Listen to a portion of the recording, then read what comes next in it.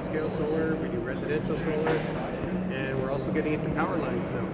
So as we get into the community scale solar, we need to get that, the high voltage side, the distribution, to take it from the houses, right? Right. Battery storage as well? Yeah. Whole package, right? That's exactly it, yeah. So that's where we think we have kind of this niche market, is we have a unique offering that we can offer to the province of Saskatchewan. The other part is everybody says, I can't go up to my camping sites or whatever, this kind of thing. Electrifying the north is a big part of now people just going up and enjoying the north itself, other than work, right? Yeah. So that's another thing we're working on right now, is to have these different kind of tiered packages for people that want to be completely off the grid. So maybe you have a cabin up at some fly-in camp or something like that, or there's a couple of culture camps we've done, so they're completely off the grid. Right. To make that more accessible with just easy packages that you can kind of just take up and deliver. Okay.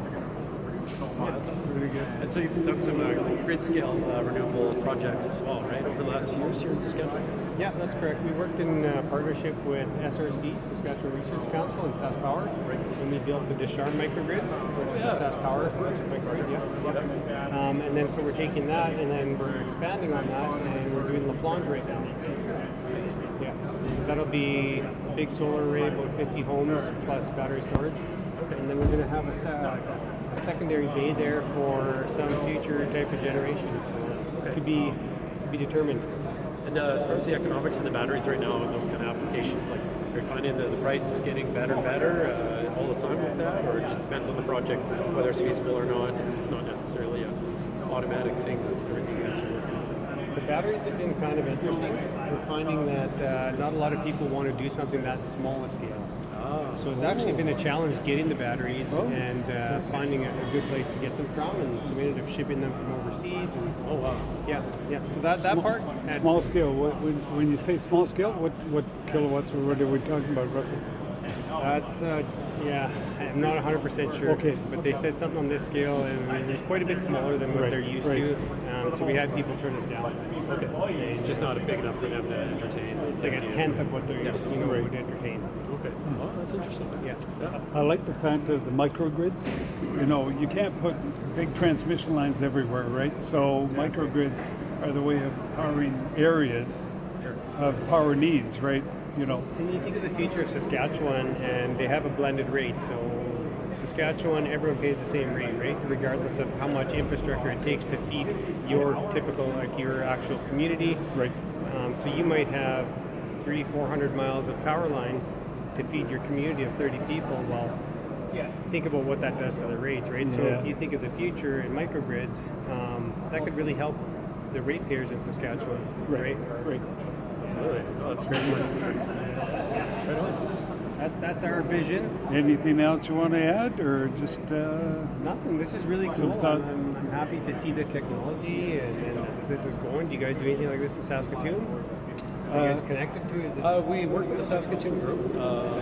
They are not like a subsidiary of them, but we do attend their shows and so on. We'd love to have you guys back maybe in spring and next year and work towards some other stuff. And keep the conversation going about what you guys are doing, and especially in relation to charging, because that's huge for us. Infrastructure is important here in Saskatchewan for us. Well, what I'm interested in is getting a snapshot of right now. And then once we're done this initiative, right, I want to fast forward 2 years, 3 years, and see how many EVs are there today versus now that the infrastructure is there, how is that growing? What's the growth rate? Right. I'm really curious to know, because and that's a common thing. There's so many people that just don't buy these cars because they think there's not enough infrastructure, right? And so we're trying to prove that in most circumstances there is, but obviously up north it's a different issue, right? We don't have it. So building that out is important, and being able to communicate that it's there is also a thing. Yeah, and people want that peace of mind in the winter, right? So that's probably the biggest hesitation is there's the range anxiety, but also the winter, right? You don't want to be stuck at 40 below halfway to La Ronge, right? And now you got no solution. Yeah, exactly. Yeah. So, Tyler Krause is the one to talk to about Saskatoon. Like, we were just up there last weekend, and they do something similar. It's an outdoor show, but if you want to talk to them and be there at that type of show as well, and they might do other events throughout the year as well. There's always two major shows that they do, we do, spring and fall. Yeah. And it's with National Drive Electric Week and Drive Electric Earth Month. Yeah, Earth Month. But So we've just kind of branded ourselves as Electrify Regina, and so we do kind of local shows spring and fall. It's just easier for people to follow from the general public. So, yeah.